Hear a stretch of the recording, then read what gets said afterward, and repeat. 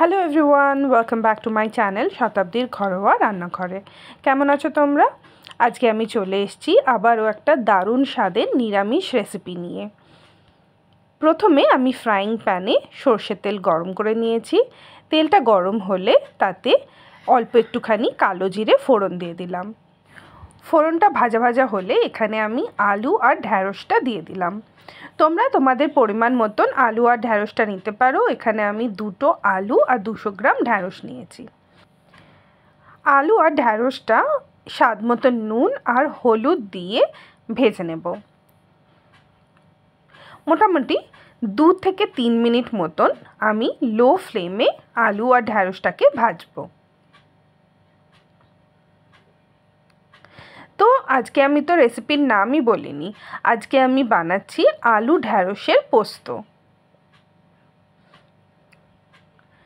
দেখো আলু আর ঢ্যাঁড়সটা মোটামুটি ভাজা হয়ে গেছে।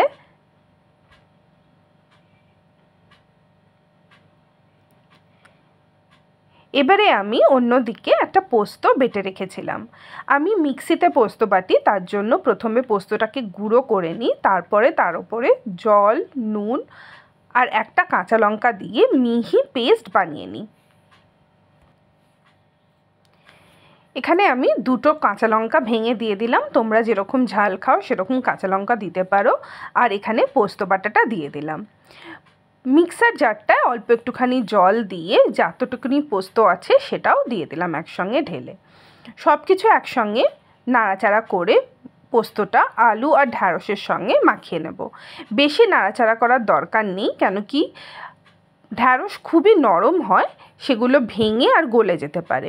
তো এই রেসিপিটায় আমি ওরকম ঢ্যাঁড়সটা মাখা মাখা করব না, তাই জন্য হালকা হাতে পোস্তটাকে আলু আর ঢ্যাঁড়সের সঙ্গে মাখিয়ে নিলাম। আমি এখানে যে কোনো পোস্ত রেসিপিতেই 3 থেকে 4 দানা মতন চিনি গুঁড়ো দিই, যাতে পোস্তর টেস্টটা একটু বেশি এনহ্যান্স করে। তোমরা যদি চাও তাহলে এটাকে দিতে পারো, পোস্তর টেস্টটা অনেকই ভালো হবে। আর যারা চিনি ব্যবহার করো না রান্নাতে, তারা কিন্তু এই চিনিটাকে বাদ দিতে পারো। এবারে পোস্তটাকে ঢাকা দিয়ে 3 থেকে 4 মিনিট মতন রান্না করব, বা যতক্ষণ না আলুটা ভালোভাবে সেদ্ধ হয়ে যাচ্ছে। এখানে আমি কিন্তু আর জল ব্যবহার করব না। যদি তোমরা চাও একটুখানি জল ব্যবহার করতে পারো, যদি মনে হয় যে তলাটা লেগে আসছে।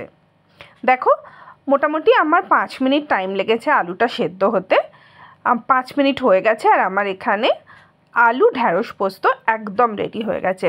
আজকের রেসিপি তোমাদের কেমন লাগলো আমাকে নিশ্চয়ই জানিও। ভালো লাগলে অবশ্যই ভিডিওতে একটা লাইক করো, কমেন্ট করো, আর এখনও যদি আমার চ্যানেলটা সাবস্ক্রাইব না করে থাকো সাবস্ক্রাইবও করে দিও। আজ তাহলে আসি, আবার দেখা হবে নেক্সট ভিডিওতে। টাটা।